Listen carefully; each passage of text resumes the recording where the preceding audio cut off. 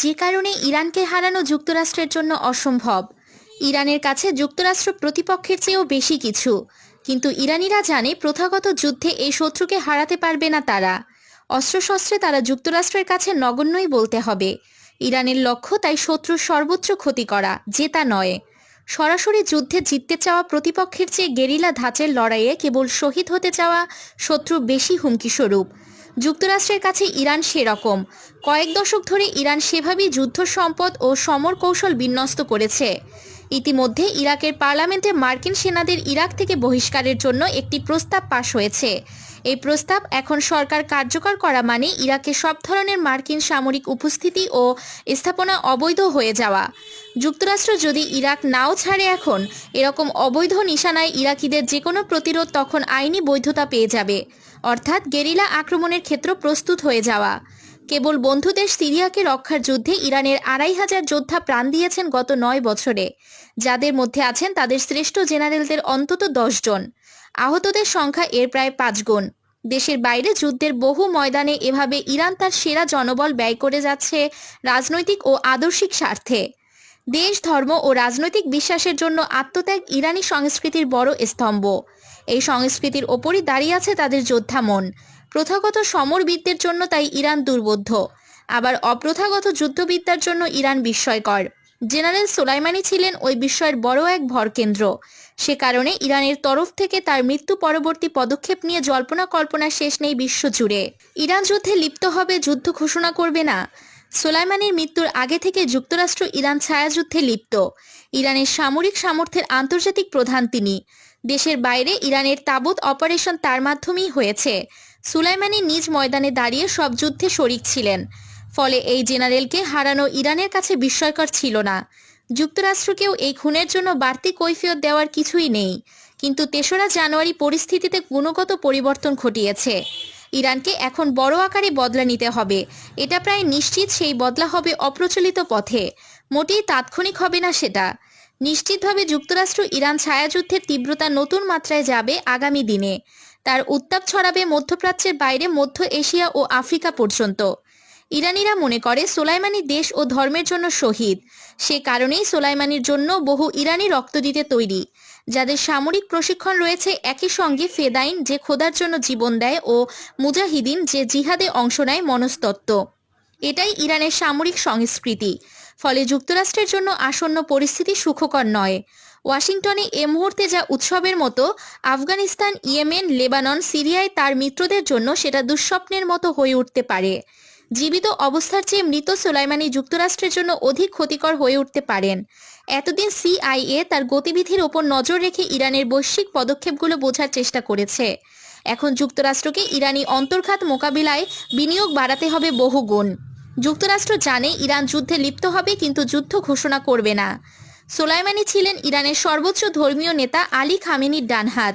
ফলে যুক্তরাষ্ট্রের আঘাত লেগেছে আলী খামেনির গায়েও। স্বভাবত যেসব অঞ্চলে ইতিমধ্যে যুক্তরাষ্ট্র ইরান ছায়াযুদ্ধ চলছে, যেমন ইরাক, লেবানন ও ইয়েমেনে, এই খুনের প্রতিক্রিয়া হবে সর্বাগ্রে। ইরানের সামরিক কৌশল বিস্ময়ে ভরা। সামরিক বিবেচনায় ইরান ব্যতিক্রমী দেশ।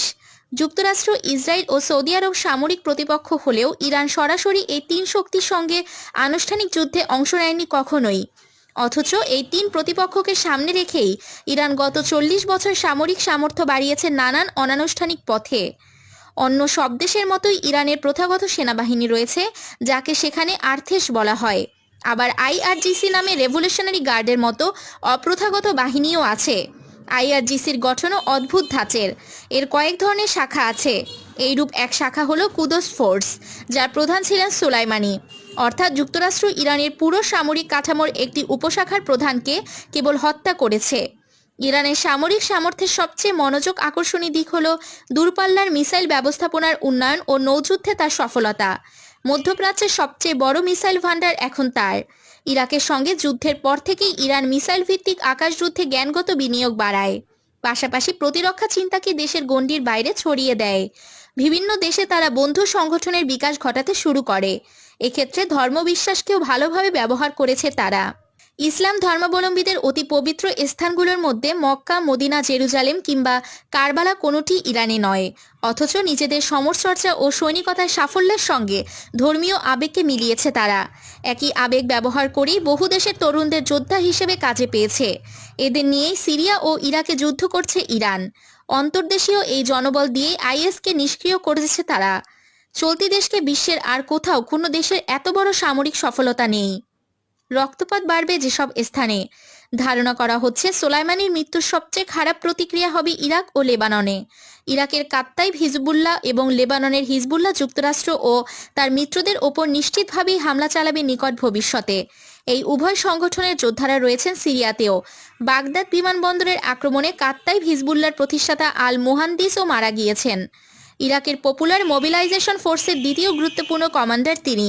সংগঠনটি ইরাক জুড়ে অত্যন্ত প্রভাবশালী। ইরাক ও সিরিয়ায় আইএসকে নিষ্ক্রিয় করার কাজে উল্লেখিত তিনটি সংগঠনই যৌথভাবে সক্রিয় ছিল। এখন আইএসের বিচ্ছিন্ন দলগুলোর পাশাপাশি যুক্তরাষ্ট্রের স্থাপনাকে আক্রমণের লক্ষ্য হিসেবে চাইবে এরা। ইতিমধ্যে বাগদাদে গ্রিন জোন নামে পরিচিত যুক্তরাষ্ট্রের দূতাবাস সন্নিহিত এলাকায় রকেট পড়েছে। একই সময় ইরাকের পার্লামেন্ট তাদের দেশ থেকে বিদেশি সৈনিকদের চলে যাওয়ার ব্যবস্থা করতে সরকারের কাছে আর্জি জানিয়েছে। প্রভাবশালী শিয়া ধর্মীয় নেতা মুক্তাদা সদর যুক্তরাষ্ট্রের বাগদাদ দূতাবাস বন্ধের দাবি তুলেছেন। শিয়া মতাদর্শের এরকম প্রতিক্রিয়া সামলাতে যুক্তরাষ্ট্রের যেসব অপ্রচলিত বিকল্প আছে তার মধ্যে একটা হলো পাকিস্তান ও ইরাক সীমান্তে ইরানের শাসকদের বিরুদ্ধে গেরিলা তৎপরতায় লিপ্ত সুন্নি গ্রুপগুলোকে বড় আকারে সামরিক সহায়তা দেওয়া। সৌদি আরবের সঙ্গে এইসব গ্রুপের সখ্য আছে। এভাবে ছায়াযুদ্ধ যত ধর্মতাত্ত্বিক রূপ নেবে তত তার বলি হবে আফগানিস্তান সহ মধ্য এশিয়া এবং দক্ষিণ এশিয়া। এমনকি উত্তর পশ্চিম আফ্রিকার ফরাসিভাষী মাগরিব অঞ্চলেও আলজেরিয়া, লিবিয়া, মৌরিতানিয়া, মরক্কো ও তিউনিসিয়া ইরান বন্ধুপ্রতিম সংগঠন গড়তে অনেক বিনিয়োগ করেছে। কেবল শিয়াবাদীদের নয়, যুক্তরাষ্ট্র বিরোধী স্থানীয় জাতীয়তাবাদীদেরও যেসব জায়গায় ইরান কাছে টানতে পেরেছে, এখন সবার কাছেই প্রতিদান চাইবে তেহরান। কান্নামুছি শত্রুর পিছু নেবে ইরান। ট্রাম্প সম্পর্কে দুনিয়ায় ভালো কোনো মন্তব্য খুঁজে পাওয়া ভার। কিন্তু এটাও সত্য, যুক্তরাষ্ট্রের বর্তমান প্রেসিডেন্ট আগের কয়েকজনের চেয়ে কমই যুদ্ধবাদী। গত 4 বছরে বোধহয় সোলাইমানিকে খুনের সিদ্ধান্তই ট্রাম্পের বড় সামরিক সিদ্ধান্ত। কিন্তু এটা না নিয়ে তার উপায় ছিল না। সেটা কেবল আরেক দফা প্রেসিডেন্ট হওয়ার জন্যই নয়, মধ্যপ্রাচ্যে কোণঠাসা অবস্থায় হাল না ছাড়ার ইঙ্গিত দিতেও। ইরানের সামরিক শক্তির বড় অংশ এ মুহূর্তে কাজ করছে তার সীমান্তের বাইরে। কেবল ইরানে বোমা ফেলে ওই শক্তির বড় ধরনের ক্ষতি করা কঠিন। ইরান দেশভিত্তিক প্রতিরক্ষা ধারণাকে পাল্টে দিয়েছে। আক্রমণ বলতেও তারা প্রতিপক্ষ দেশে বোমা ফেলা বোঝায় না, বরং তৃতীয় স্থানে তৃতীয় পক্ষকে দিয়ে প্রতিপক্ষের স্বার্থ ক্ষতিগ্রস্ত করাকে বোঝাচ্ছে। সিরিয়া ও ইরাকে তাদের শত শত সৈনিকের শহীদ হওয়াকে তারা দেখে ইসরায়েল ও সৌদি আরবের বিরুদ্ধে যুদ্ধের অংশ। এরকম অভিনব কৌশল ভূরাজনীতিতে সৌদি আরব ও ইসরায়েলকে বেশ বিপদে ফেলেছে।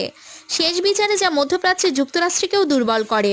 ইরানকে কিছুটা শ্লথ না করে পেন্টাগনের জন্য তাই উপায় ছিল না।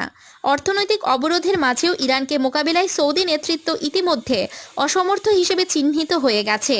লেবাননের হিজবুল্লাহ, গাজার ইসলামিক জিহাদ, ইরাকে কাত্তিব হিজবুল্লাহ এবং সিরিয়ায় কুদস ফোর্সকে দিয়ে ইসরায়েলকেও অনেকটা ঘেরাও করে ফেলছে ইরান। যুক্তরাষ্ট্র এসব থামাতে পারছে না। কেবল সৌদি আরব ও ইসরায়েলই নয়, যুক্তরাষ্ট্রের অনেক মিত্রের জন্য উদ্বিগ্ন হওয়ার কারণ ঘটে এসবে। ইরান সংলগ্ন হরমুজ প্রণালী দিয়ে বাণিজ্যিক জাহাজ চলাচল কঠিন হয়ে উঠেছিল ইরানিদের মাইন সন্ত্রাসের হুমকির মুখে। প্রথাগত বিমান বাহিনীর আকার না বাড়িয়ে ইরান যেভাবে মিসাইল সংখ্যা বাড়িয়েছে, জলপথেও দেশটি নৌযানের সংখ্যা বাড়ানোর চেয়ে মাইন বসিয়ে পারস্য উপসাগর এবং ওমান উপসাগর প্রতিপক্ষদের জন্য দুরূহ করে তুলতে চাইছে। এরকম পরিস্থিতির দায় হিসেবেই পুরানো টার্গেট হিসেবে সোলাইমানিকে খুন করে ট্রাম্প তার ভূরাজনৈতিক মিত্রদের কিছুটা সময়ের জন্য মনোবল বাড়াতে চেষ্টা করলেন মাত্র। সোলাইমানির মৃত্যুর পর ইরান থেকে যেসব আলোকচিত্র আসছে তাতে দেখা যাচ্ছে সাধারণ মানুষের পাশাপাশি সামরিক জেনারেলরাও কাঁদছেন। বিশ্বের অন্যত্র কান্না যেভাবে দুর্বলতার স্মারক, ইরানের সংস্কৃতিতে সেরকম নয়। শিয়াবাদে এই মাতমের ভিন্ন অর্থ আছে। এটা সেখানে এক ধরনের আদর্শিক প্রতীক, যা আত্মত্যাগের শপথও বটে। বিশ্ব এই কান্না দেখে ইরান সম্পর্কে ভুল অনুমান করলেও যুক্তরাষ্ট্রে সেটা করার সুযোগ নেই।